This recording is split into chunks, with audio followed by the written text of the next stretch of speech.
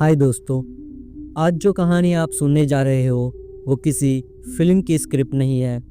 ये सच्ची है और इतनी डरावनी कि पूरे देश को हिलाकर रख दिया था। नाम है निठारी कांड। साल था 2005। जगह नोएडा का निठारी गांव। छोटा सा इलाका, सादी सीधी जिंदगी, छोटे छोटे घर, संकरी गलियां और गरीब परिवार और उनके बच्चे जो दिन भर उन्हीं गलियों में खेलते रहते। गांव के बगल में था सेक्टर 31। बड़े बड़े मकान और अमीर लोग। सब कुछ सामान्य लग रहा था, लेकिन 2005 की गर्मी कुछ अजीब सी थी। एक के बाद एक बच्चे गायब होने लगे। शुरुआत में किसी ने भी ध्यान नहीं दिया। लोग बोले शायद खेलने गए होंगे, लौट आएंगे, लेकिन वो लौटे नहीं। सबसे पहला केस आया 8 साल की रानी का। सुबह स्कूल जाने निकली थी। माँ ने खुद स्कूल के गेट तक उसे छोड़ा था, लेकिन शाम तक वापस नहीं आई। माँ भागी भागी थाने पहुंची, रोती रही, गिड़गिड़ाती रही, मेरी बेटी को ढूंढो, वो कहीं गायब हो चुकी है। पुलिस ने कहा चिंता मत करो, मिल जाएगी, पर रानी कभी नहीं मिली। कुछ हफ्ते बीते। अब बारी थी 10 साल के सोनू की। सुबह घर से निकला था, बोला था दादी दुकान तक जा रहा हो। शाम हो गई। दादी की आंखें दरवाजे पर टिकी थी, पर सोनू नहीं लौटा। वो चिल्लाई, भागी, सबको बताई मेरा पोता गायब हो चुका है। अब गांव में खलबली मच चुकी थी। लोग डरे हुए थे। माँ बाप बच्चों को स्कूल भेजने से भी डरने लगे। हर नुक्कड़ पर एक ही चर्चा, कौन ले जा रहा है इन बच्चों को, कहाँ गायब हो रहे हैं। डर अब हकीकत बन चुका था। 2005 का आखिरी हिस्सा था। गर्मी, बारिश, सब कुछ बीत चुका था, लेकिन डर अब भी वैसा ही था। इन कुछ महीनों में कई बच्चे अब तक गायब हो चुके थे। किसी को कुछ समझ में नहीं आ रहा था। किसी ने कहा कोई भूत है जो बच्चों को उठा ले जाता है।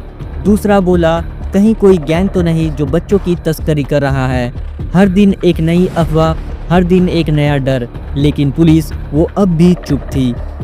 गांव के लोग रोते बिलखते थाने गए। पुलिस हर बार एक ही बात कहती, कोई सबूत नहीं है, हम कुछ नहीं कर सकते। तब सामने आया नंदलाल, एक पिता जिसकी दुनिया मई 2006 में उजड़ गई।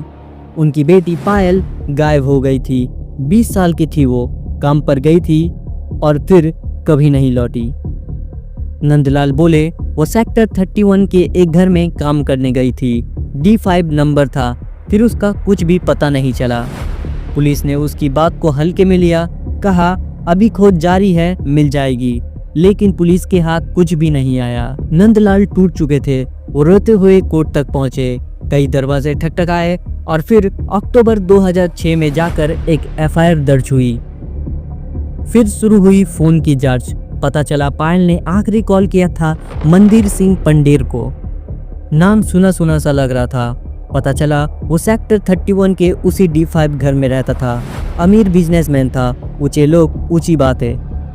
पुलिस पहुंची उसके पास, पूछा क्या तुम पायल को जानते हो? पंडेर बोला हाँ, वो काम के लिए आई थी, लेकिन उस दिन मैं तो चंडीगढ़ में था। पुलिस ने उसकी बात मान ली। कोई शक नहीं किया। जैसे अमीर आदमी झूठ बोल ही नहीं सकते। पर कहानी यही नहीं रुकी। कुछ दिनों बाद पायल का फोन एक रिक्शे वाले के पास मिला। फिर आई साइबर क्राइम टीम। जांच हुई, डेटा खंगाला गया और सामने आया उस फोन को कोई और यूज़ कर रहा था। कौन था वो? कैसे आया उसके पास? पुलिस अब धीरे धीरे चौंकने लगी थी। अब डर अफवाह नहीं, हकीकत बन चुका था। लेकिन डर थमा नहीं। गांव में एक और माँ की चीख गूंजी। उसका 6 साल का बेटा अली गायब हो गया था। सुबह क्रिकेट खेल रहा था, बॉल नाले में चली गई। अली उसे लेने गया और फिर कभी नहीं लौटा। लोग बोले शायद नाली में गिर गया होगा, लेकिन उसका शरीर भी नहीं मिला। अब पूरे निठारी में अजीब सा सन्नाटा था। 2006 की सर्दियाँ, लेकिन माहौल और भी ठंडा हो गया था। माँ बाप बच्चों को बाहर खेलने नहीं दे रहे थे। हर गली में एक ही चर्चा, कोई राक्षस है जो बच्चों को खा जाता है। और फिर 29 दिसंबर 2006, एक तारीख जिसने पूरे देश को हिला कर रख दिया। कुछ बच्चे निठारी के उसी नाली के पास क्रिकेट खेल रहे थे। फिर वही बॉल नाले में चली गई। एक बच्चा बॉल लेने के लिए नीचे झुका, नाले में हाथ डाला और उसे नाले से एक प्लास्टिक का बैग मिला। उत्सुकता में उसे खोला और जो देखा उसने उसके रोंगटे खड़े कर दिए। एक खोपड़ी छोटी, शायद किसी बच्चे की। बच्चे चिल्लाए, यहाँ हड्डियाँ हैं। गांव वाले इकट्ठा हो गए। किसी ने तुरंत पुलिस को बुलाया। पुलिस आई, नाले की खुदाई शुरू की और उसके बाद जो निकला उसने हर माँ बाप की नींद उड़ा दी। एक नहीं, दो नहीं, कई बैग निकले। हर बैग में हड्डियाँ थी, कुछ बच्चों की, कुछ जवान लड़कियों की। गांव में कोहराम मच गया। किसी की बेटी, किसी का बेटा अब सिर्फ हड्डियों में बदल चुका था। हर तरफ चीखे, हर आंखों में आंसू। और फिर पुलिस की नजर गई उसी घर पर, D5, वही घर जहां रहता था मंदेर सिंह पंडेर, वही अमीर आदमी। उसका नौकर सुरेंद्र कोहली भी वहीं रहता था। अब सवाल खड़ा हो चुका था, क्या D5 बच्चों की कब्रगाह बन चुका है? 29 दिसंबर 2006, निठारी का वो दिन जब खौफ ने अपना असली चेहरा दिखाया। नाले से निकली हड्डियाँ, छोटे छोटे खोपड़ियाँ, हर किसी की रूह कांप गई थी। पुलिस ने तुरंत एक घर को घेर लिया। D5, वही घर जो अब गांव वालों को किसी भूतिया हवेली जैसा लग रहा था। वही वो घर था जहां रहता था मंदेर सिंह पंदेर, एक रईस आदमी। अक्सर वो बाहर ही रहता था, पार्टियों में, बिजनेस में, लेकिन घर की देखरेख करता था उसका नौकर सुरेंद्र कोहली। पुलिस ने कोहली को पकड़ा। पुलिस ने उससे सवाल किया, ये हड्डियाँ यहाँ कहाँ से आई? कोहली चुपचाप खड़ा रहा। कुछ पल बीते, फिर उसने सिर उठाया और जो उसने कहा वो सुनकर वहाँ मौजूद हर इंसान पत्थर सा जम गया। हाँ, मैंने मारा है उन्हें। उसने ये बात बिल्कुल सीधी और ठंडी आवाज़ में कही। कोहली ने बताया, वो पिछले 2 सालों से ऐसा कर रहा था। वो तरीका एक जैसा था। गलियों में खड़े मासूम बच्चों को देखता, फिर बहला फुसलाता, कभी टॉफ़ी का लालच, कभी खेलने का, तो कभी 2-4 रुपए। बच्चे जो दुनिया को अभी तक ठीक से समझ भी नहीं पाए थे, उसके हाथों चल पड़े। वो उन्हें D5 के अंदर ले जाता। फिर वहाँ दरवाज़ा बंद, कोई आवाज़ नहीं, कोई चीख नहीं सुनाई देती थी। कोहली ने कबूला, मैं रस्सी से गला घोट देता था, कभी कभी चाकू से गला काट देता और फिर लाश को टुकड़ों में काट देता था। हाथ, पैर, सिर सब अलग। इन टुकड़ों को प्लास्टिक के बैग में भरकर घर के पीछे बने नाले में फेंक देता था। हर बार ऐसे ही, हर बार एक नई मासूम जिंदगी उस नाले में दफन हो जाती थी। पुलिस जब D5 के अंदर गई तो जो कुछ भी देखा वो किसी हॉरर फिल्म से भी ज्यादा खौफनाक था। घर के पीछे का आंगन, वहाँ मिट्टी उल्टी पलटी हुई थी। पुलिस ने खुदाई शुरू की और फावड़े के साथ खून का राज बाहर आ रहा था। वहाँ बैग पड़े थे, कुछ बैगों में खून के निशान थे और एक बैग, उसमें एक 6 साल के बच्चे का सिर था और उसकी आंखें अब भी खुली हुई थी। पुलिस वालों की हालत खराब हो गई। उन्हें भी यकीन नहीं हो रहा था कि कोई इंसान ऐसा कैसे कर सकता है। उन्होंने कोहली से पूछा, कितनों को मारा है तूने? कोहली ने सिर हिलाया और बोला, पता नहीं, शायद 15 या 16, लेकिन नाले से 17 खोपड़ियाँ मिले थे। मतलब कोहली ने जितना बताया, हकीकत उससे कई ज्यादा भयानक थी। अब शक सिर्फ कोहली पर ही नहीं था, मंदेर सिंह पंडेर भी शक के घेरे में आ गया। हाँ, वो कहता था उस दिन वो चंडीगढ़ में था, लेकिन लोग बोलते हैं वो घर में ही पार्टियां करता था। क्या वो भी इन सब में शामिल था? पुलिस को सबूत चाहिए थे, लेकिन आगे जो कोहली ने बताया वो किसी इंसानी दिमाग से बाहर की बात थी। उसने कहा, मैंने कुछ लाशों को खाया भी है। पुलिस सुन रह गए। कोहली ने कहा, मैं शरीर के टुकड़े करता था और फिर कुछ हिस्सों को पकाकर खा लेता था। हाँ, उसने खुद कबूल किया था। उसने बताया, रसोई में चूल्हा जलाता था और वहीं पकाता था। पुलिस ने जब रसोई में चेक की तो बर्तनों में खून के निशान मिले, जैसे किसी राक्षस का किचन हो। ना कोई शर्म, ना कोई पछतावा। कोहली बिल्कुल शांत था। उसने कहा, मुझे जब भी भूख लगती थी तो खा लेता था। गांव में ये बात फैलते ही चीख पुकार मच गई। लोग कहने लगे, ये आदमी नहीं, कोई शैतान है। कुछ बोले, इस पर काला जादू है। लेकिन सच यही था, उस मासूम गली में एक शैतान पल रहा था और कोई कुछ जान ही नहीं पाया। पुलिस ने D5 के हर कोने की तलाशी ली। एक एक चीजों को खंगाला गया। कमरे की अलमारी में एक मोटी सी रस्सी मिली जो पुरानी थी, मगर उसके फाइबर पर खून के निशान थे।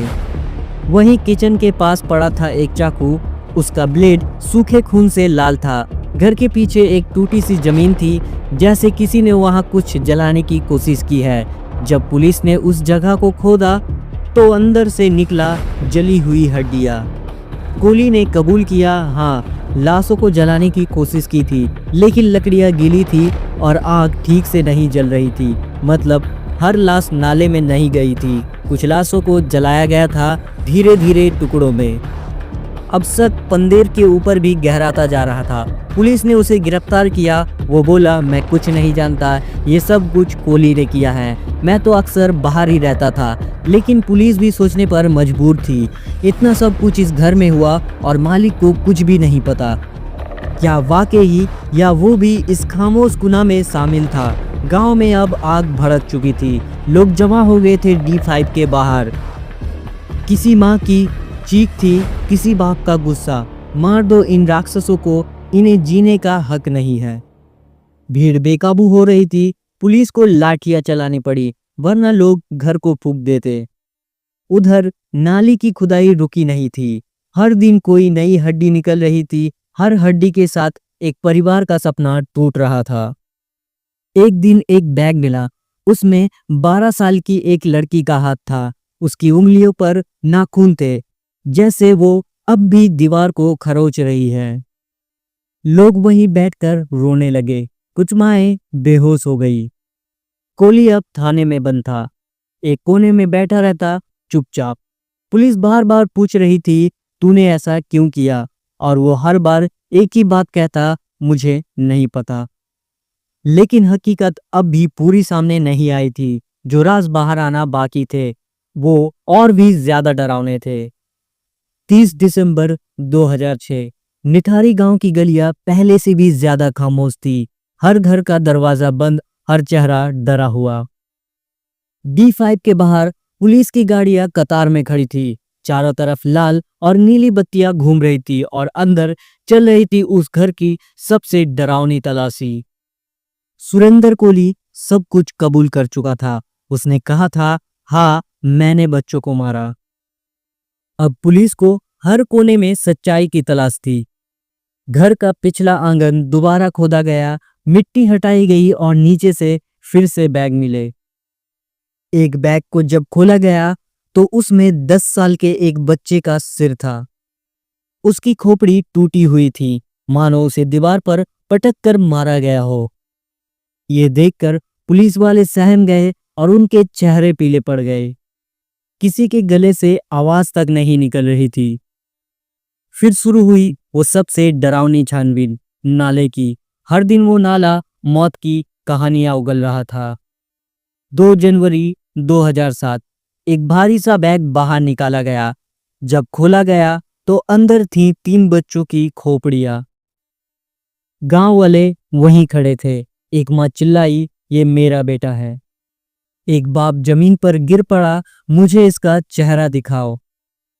पुलिस के भी हाथ कांप रहे थे। गांव वालों की चीखें आसमान तक जा रही थी। कुल 19 बैग मिले थे। हर बैग में एक गुमशुदा चेहरा, एक टूटी उम्मीद, एक खामोश मौत। 17 खोपड़ियां, कुछ इतनी छोटी थी कि देखकर ही समझ आ जाए ये सिर्फ 5 से 6 साल के मासूम के थे। पुलिस खुद सोच में पड़ गई थी, ये सब कब से चल रहा है? उन्होंने कोली से पूछा, तूने ये सब कब शुरू किया? कोली बोला, 2005 से। जब भी मौका मिलता मैं कर देता था। उसकी आवाज में कोई अफसोस नहीं, कोई डर नहीं, कोई शर्म नहीं, बस एक ठंडा सच जो धीरे धीरे बाहर आ रहा था। D5 का सच सिर्फ कोली तक ही सीमित नहीं था। पुलिस ने मंदिर सिंह पंडेर को भी हिरासत में रखा था। वो बार बार चिल्ला था, मैंने कुछ नहीं किया, कोली ने सब किया है। लेकिन पुलिस को यकीन नहीं हो रहा था। घर उसी का था तो क्या वो सच में कुछ नहीं जानता था? गांव के कुछ लोगों ने बताया, रात में उस घर से अजीब अजीब आवाजें आती थी, हंसी, चीखें और कभी कभी बहुत ही गहरी खामोशी। एक पड़ोसी ने तो साफ कहा, वो लोग रात में अजीब पार्टी करते थे। हमने कई बार शक किया, लेकिन डर के मारे कुछ नहीं कहा। पुलिस ने अब घर के दीवारों को अच्छे से खंगाला। एक कमरे के दीवार के कोने पर सूखे खून के धब्बे मिले। वहां बर्तन रखे थे, उनमें कुछ जला हुआ मांस था। यही तो कोली ने कहा था, मैं लाशों के टुकड़े खाता था। पुलिस सन्न थी, पर उन्हें सबूत चाहिए था। वो जले हुए मांस और बर्तनों को लैब भेजा गया। रिपोर्ट आई और उसमें जो लिखा था उसे पढ़कर सबके पैरों तले जमीन खिसक गई। ये इंसानी मांस था। गांव अब पूरी तरह सन्न था। कुछ माँ बाप दिन भर उसी नाले के पास खड़े रहते जहां से बैग निकल रहे थे। हर बैग खोलते वक्त उनकी आंखें डर से कांपती थी। शायद इसमें मेरे बच्चे की हड्डियां हो।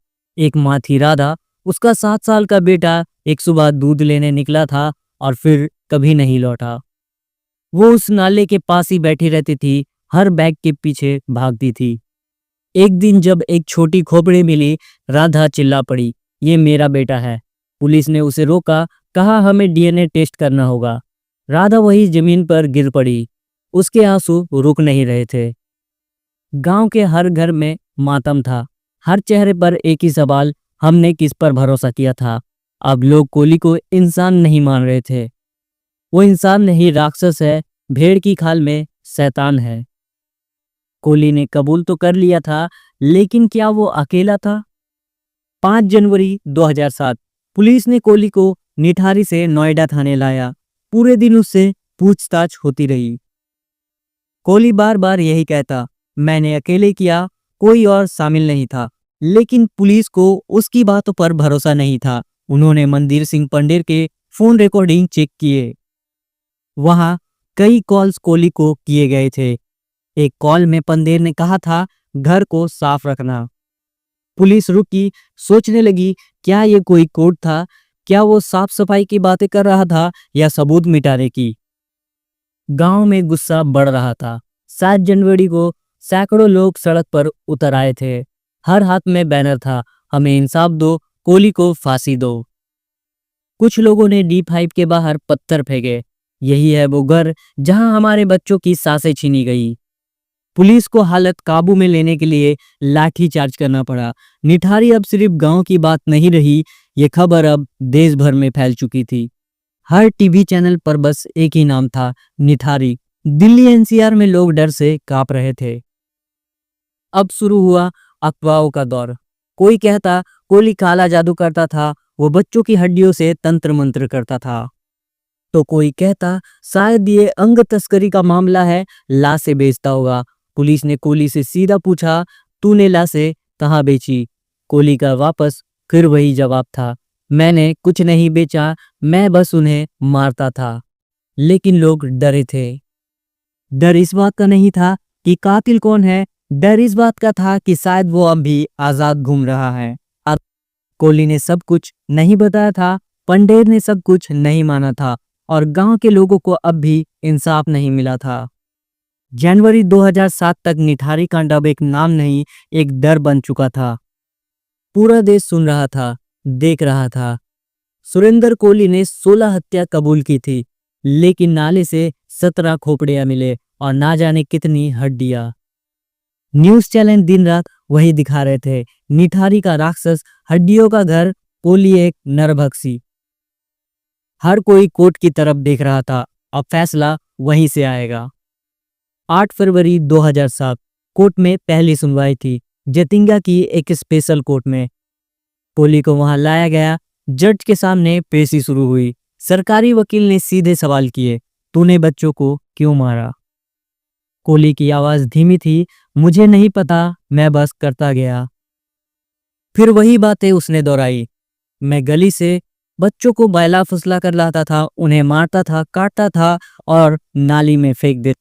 पुलिस ने कोर्ट में सबूत रखे, वो रस्सी जिससे गला घोटा गया था, वो चाकू जिसके ब्लेड पर अब भी खून के निशान थे, और वो बर्तन जिसमें इंसानी मांस पकाया गया था। ये सब देखकर कोर्ट में कुछ लोग सिर झुकाकर रो रहे थे।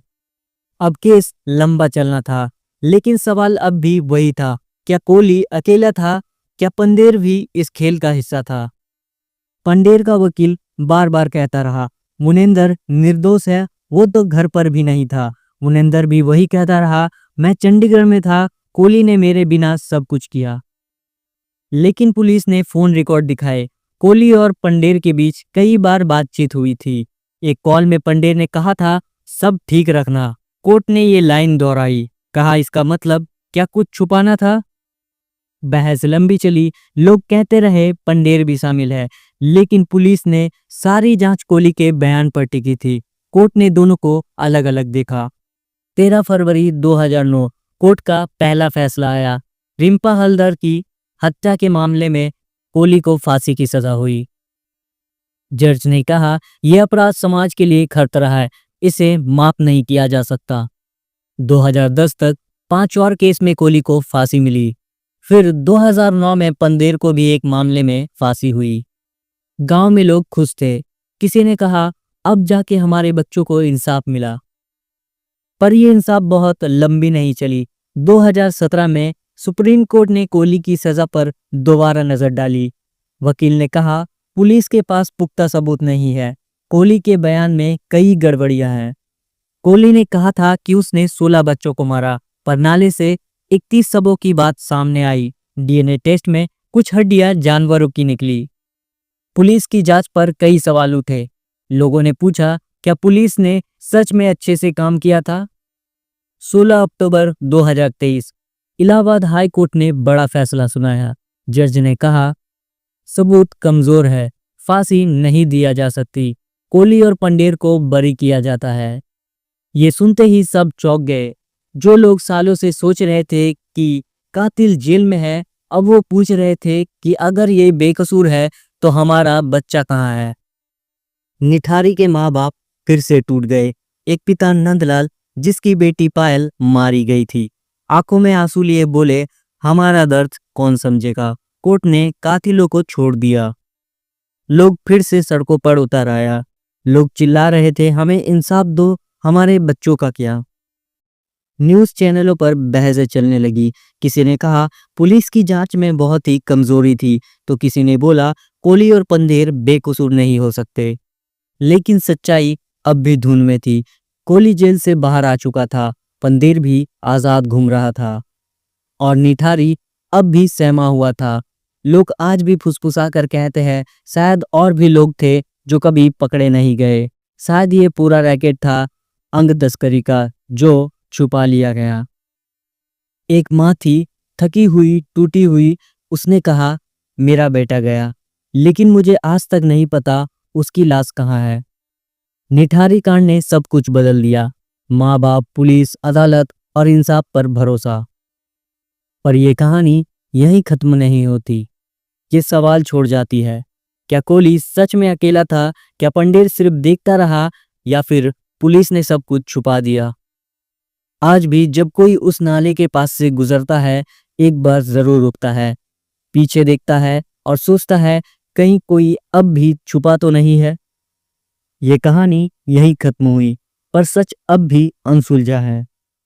और अब सवाल तुम्हारे लिए, क्या कोहली और पंदेर को सजा मिलनी चाहिए थी, या कोर्ट का फैसला सही था? अपनी राय नीचे कमेंट में जरूर बताओ। मिलते हैं एक और नई वीडियो में, और जाने से पहले हमारे चैनल को सब्सक्राइब जरूर कर ले।